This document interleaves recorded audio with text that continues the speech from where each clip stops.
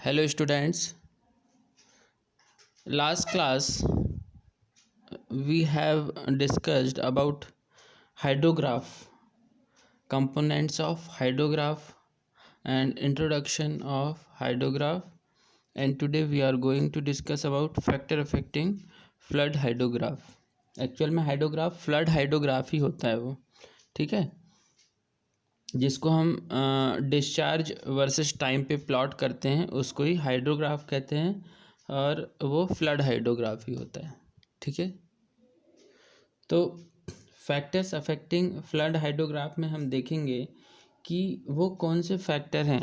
हमने देखा था हाइड्रोग्राफ का शेप कैसा होता है, एक बार और देखते हैं। ये देखिए, हमने ये वाला हाइड्रोग्राफ देखा था, शेप कैसा है इसका, ये देखिए कुछ इस टाइप से वेल के शेप में होता है ये, है ना। ये बेस फ्लो होता है, यहाँ से ए से बी राइजिंग लिम, फिर ये क्या होता है बी टू सी, ये क्रीस्ट सेगमेंट होता है बी टू सी, है ना। क्रीस्ट सेगमेंट होता है जिसमें पी जो होता है वो क्या होता है पीक होता है, मतलब पीक फ्लड मैक्सिमम डिस्चार्ज, ठीक है।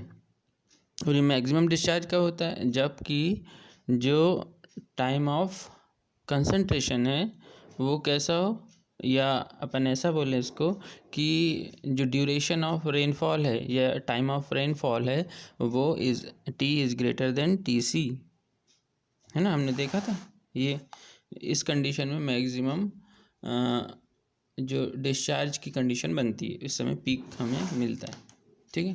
तो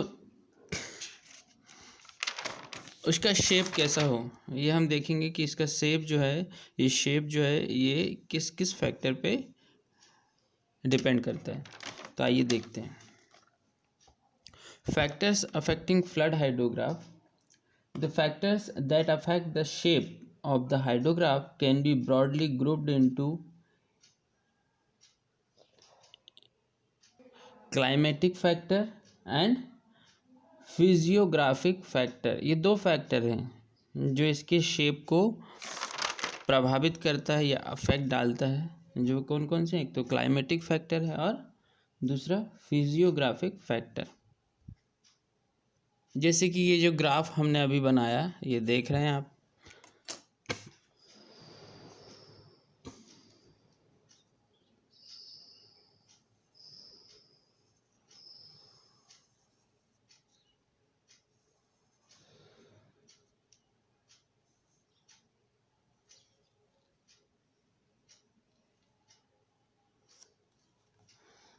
ये क्या है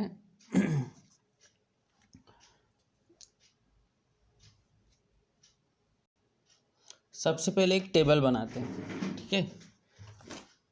कौन कौन से जो फिजियोग्राफिक फैक्टर कौन कौन से हैं, क्योंकि ये जो फैक्टर है वो दो फैक्टर पर डिपेंड करता है, एक तो फिजियोग्राफिक फैक्टर और एक क्लाइमेटिक फैक्टर।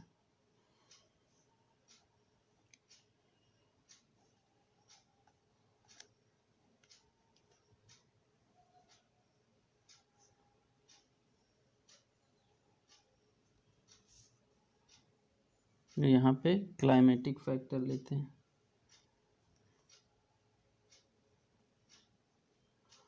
आई थिंक आपको पता होगा ये सब, क्योंकि हम बहुत पहले से पढ़ते आ रहे हैं क्या होता है फिजियोग्राफिक फैक्टर और क्लाइमेटिक फैक्टर। इसमें सबसे पहले आएगा बेसिन कैरेक्टरिस्टिक्स, बेसिन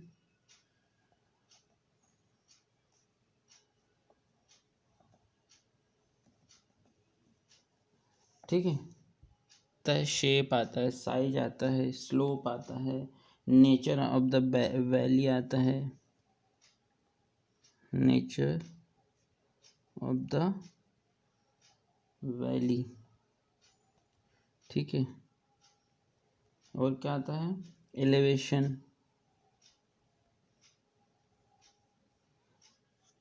और ड्रेनेज डेंसिटी। हम पढ़ेंगे अच्छे से, ड्रेनेज डेंसिटी बहुत इम्पोर्टेंट है।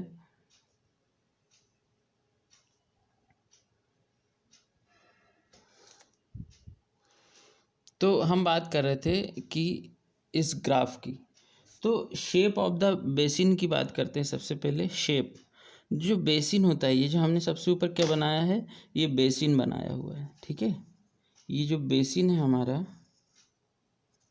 ये जो बेसिन है, तो the shape of the basin influences the time taken for water from the remote parts of the catchment to arrive at the outlet. इसका शेप ही डिसाइड करेगा कि जो टाइम कितना ले रहा है, जो फारदेस्ट पार्ट, बेसिन के फारदेस्ट पार्ट से जो आउटलेट तक पहुंचने में जो ड्रेनेज को कितना टाइम लग रहा है, ये कौन डिसाइड करेगा, शेप डिसाइड करेगा बेसिन का।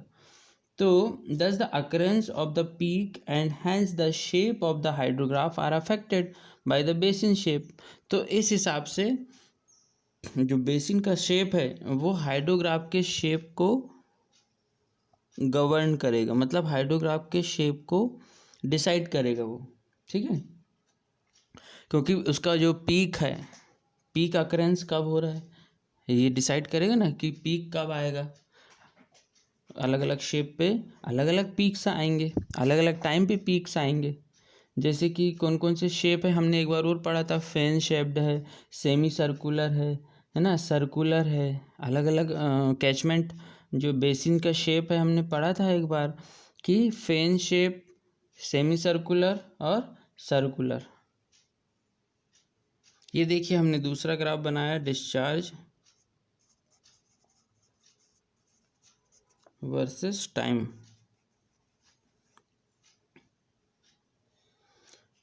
इसमें देखिए ये वाला जो शेप है ये फैन शेप है, फैन शेप है, ये मतलब नियरली सेमी सर्कुलर है, ठीक है, नियरली सेमी सर्कुलर है। इसमें पीक देखो पहले ही मिल गया पीक पहले। इसमें देखिए पीक थोड़ा बाद में मिल रहा है, जब टाइम जैसे जैसे ये बहुत ज़्यादा टाइम पे मिल रहा है पीक, यहाँ देखिए है ना, यहाँ पे पहले पीक मिल रहा है।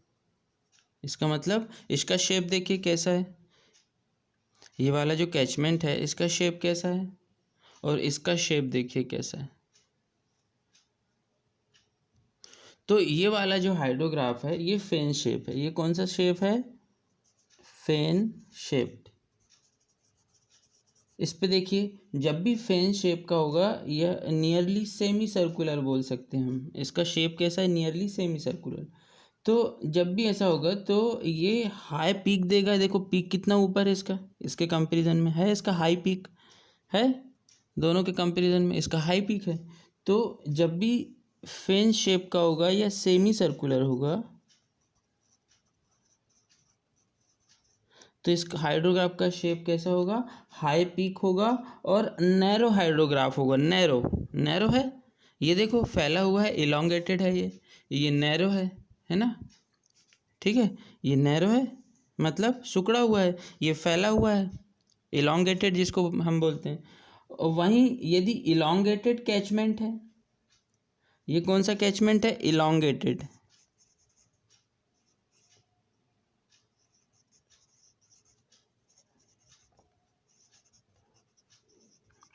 ठीक है, ये कौन सा कैचमेंट है, इलोंगेटेड कैचमेंट। तो जो इलोंगेटेड कैचमेंट है इसमें broad and low peaked hydrograph मिलेगा। है ब्रॉड है, ये ब्रॉड है, इसका पीक बिल्कुल तीखा नहीं है, एकदम हाई नहीं है, एकदम ऐसा चढ़ा हुआ, इलोंगेटेड है। तो इसमें कैसे मिलेगा हमको peak, broad and low peaked मिलेगा हाइड्रोग्राफ। ये कैसा रहेगा, broad and low peak hydrograph,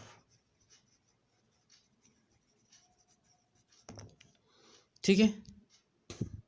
और इसमें कैसा मिलेगा, high peak and narrow hydrograph. ये कौन सा है, high peak and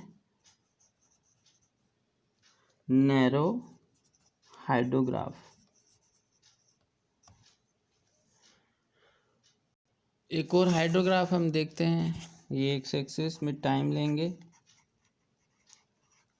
Y axis में डिस्चार्ज।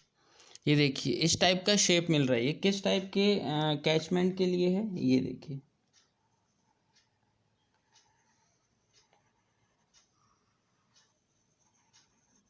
ये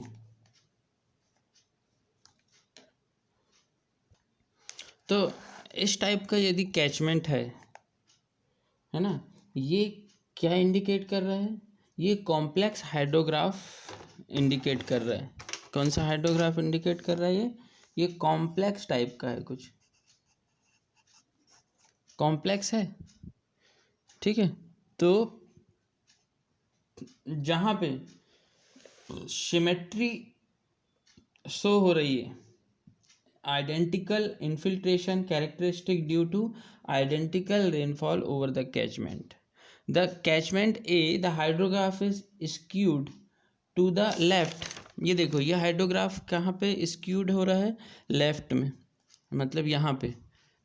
ये जो है, ये वाला जो हाइड्रोग्राफ है, ये इसमें जो कैचमेंट है ये स्क्यूड कहाँ पे है, ये लेफ्ट में है। तो देखो पीक क्या बन रहा है, पीक अकर रिलेटिवली क्विकली, पीक पहले मिल रहा है। इसकी बात करते हैं, ठीक है। तो the hydrograph is skewed to the right, right में स्क्यूड है, मतलब यहाँ पे जो शेप बन रहा है ये वाला कोने वाला, ये स्क्यूड शेप है ना। ये राइट में है, ये लेफ्ट में है। यहाँ पहले पीक मिल रहा है, ये लेफ्ट में है, तो सॉरी ये राइट में है स्क्यूड, तो लेट मिल रहा है पीक, है ना। Peak occurs relatively longer lag, ठीक है। अब यहीं पे अगर हम इस कैचमेंट की बात करें, कैचमेंट सी की, तो ये क्या इंडिकेट कर रहा है, कॉम्प्लेक्स हाइड्रोग्राफ इंडिकेट कर रहा है, produced by a composite shape. देखिए दो पीक है, ये दबा हुआ है, यहाँ से दबा हुआ है। ये इन, अगर हम ऐसा कह लें कि ये इन दोनों हाइड्रोग्राफ का मिला हुआ या दोनों का कॉम्प्लेक्स फॉर्म है ये, ठीक है। ये यहाँ दबा हुआ है, तो यहाँ देखो दो पीक मिल रहा है।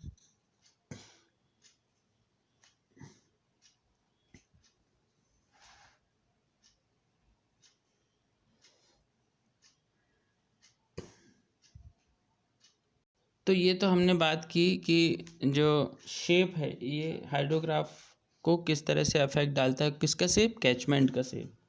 अब हम बात करते हैं साइज की। ये तो हमने बात की है शेप, ठीक है, शेप। अब हम बात करते हैं किसकी, साइज की।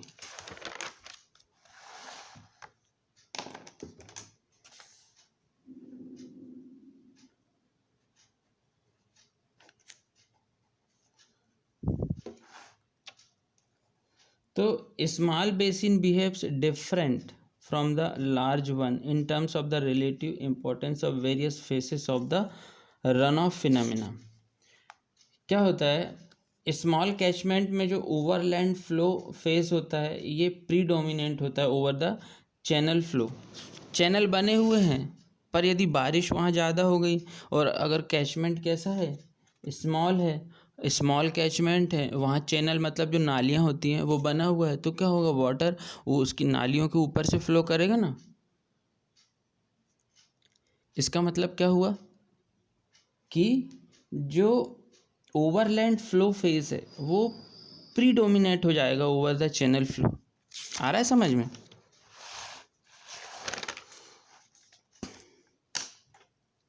अगर हमारा जैसे ये है स्मॉल है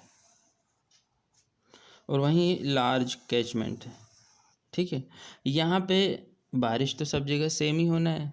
अगर जुलाई के मंथ में बारिश हो रही है, एक स्मॉल कैचमेंट है, एक लार्ज कैचमेंट है, ये स्मॉल है, बारिश की मात्रा तो उतनी ही है, तो क्या होगा, इसमें जो ओवरलैंड फ्लो जो हो रहा है और इसमें जो चैनल बने हुए हैं, ये इसके ऊपर से पानी बहेगा चैनल के, क्योंकि पूरे चैनल जो हैं, जो हम नालियाँ जिसको बोलते हैं, ये पूरा फुल हो जाएगा, ठीक है। वहीं यहाँ पे क्या होगा, लार्ज है कैचमेंट, लार्ज कैचमेंट होने के कारण क्या होगा, इसका जो टाइम ऑफ कंसंट्रेशन है वो ज़्यादा होगा। इसके फारदेस्ट पार्ट से इस चैनल तक आने में वाटर की जो ड्रॉप है उसको यहाँ तक आने में टाइम ज़्यादा लेगा। तब तक यहाँ का जो भी वाटर है वो यहाँ तक आ चुका होगा और वो एडवांस हो चुका होगा। तो यहाँ पे क्या होगा, क्राउड की कंडीशन नहीं बनेगी, ट्रैफिक की कंडीशन नहीं बनेगी, ओवरलैंड फ्लो जो है वो आसानी से इस चैनल से निकल जाएगा।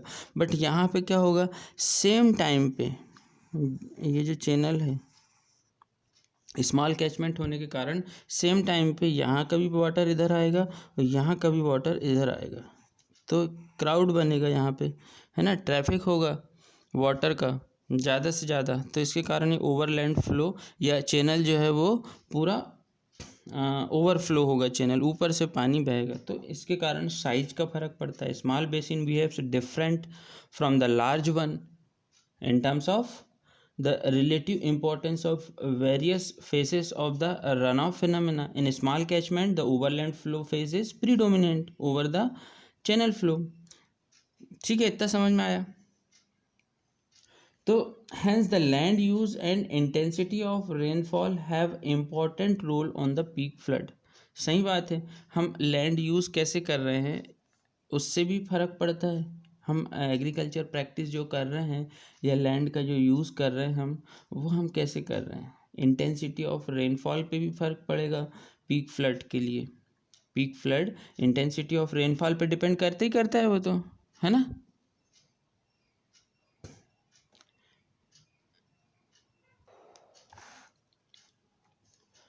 तो on large basins these effects are suppressed as the channel flow phase is more predominant.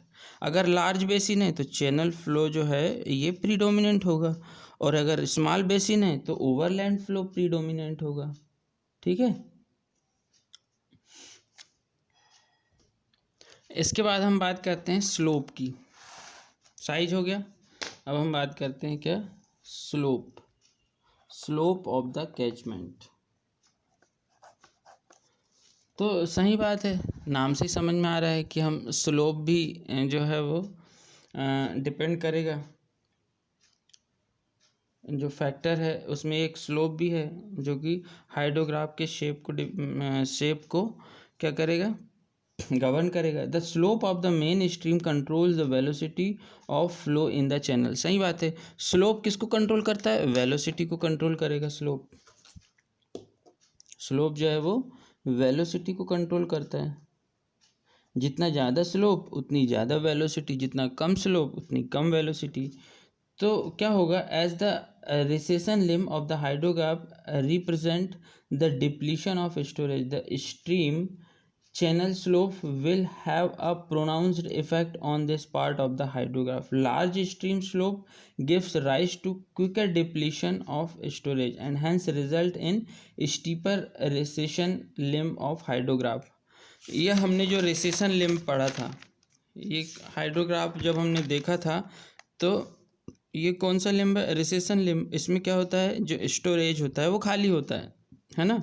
ये कौन सा फेस है, डिप्लीशन ऑफ द स्टोरेज वाला फेस है ये। मतलब जो भी स्टोर यहाँ पे जो भी वाटर आया, रेनफॉल हुई, उसके बाद ये पीक हुआ, फिर रेनफॉल धीरे धीरे कम होते जाती है। तो ये वाला जो हाइड्रोग्राफ का शेप है ये किस पे डिपेंड करता है, कैचमेंट कैरेक्टरिस्टिक्स पे। मतलब जितना भी स्टोरेज होता है कैचमेंट के अंदर वो कितनी जल्दी डिप्लीट हो रहा है, उस पे डिपेंड करता है इस हाइड्रोग्राफ का ये वाला पार्ट का शेप, जिसको हम फॉलिंग लिम्ब कहते हैं। ठीक है, तो अगर लार्ज स्ट्रीम है उसका स्लोप अगर ज़्यादा है ना, अगर large stream slope give rise to quicker depletion of storage. अगर स्लोप ज़्यादा है तो ये वाला पार्ट है जो स्टोरेज वाला जो पार्ट है जो स्टोर हुआ है कैचमेंट में वो जल्दी खाली होगा अगर स्लोप ज़्यादा है तो उससे क्या होगा, ये जो रिसेशन लिम्ब का जो शेप है ये स्टीपर होगा। स्टीपर मतलब जितना ज़्यादा से ज़्यादा खड़ा होगा ये शेप, मतलब ऐसे स्टीप होगा, इसका स्लोप स्टीप होगा, है ना। तो स्वाभाविक बात है स्लोप भी डिपेंड कर रहा है हाइड्रोग्राफ के शेप पे। सॉरी, जो स्लोप है वो हाइड्रोग्राफ का शेप डिसाइड कर रहा है ना। उसके बाद क्या आता है, अच्छा स्लोप में एक चीज़ और है कि basin slope is important in small catchment where the overland flow is relatively more important, है ना। बेसिन का स्लोप अगर basin slope is important in small catchment, अगर कैचमेंट कैसा है, स्मॉल है तो इसका स्लोप बहुत इंपॉर्टेंट हो जाता है।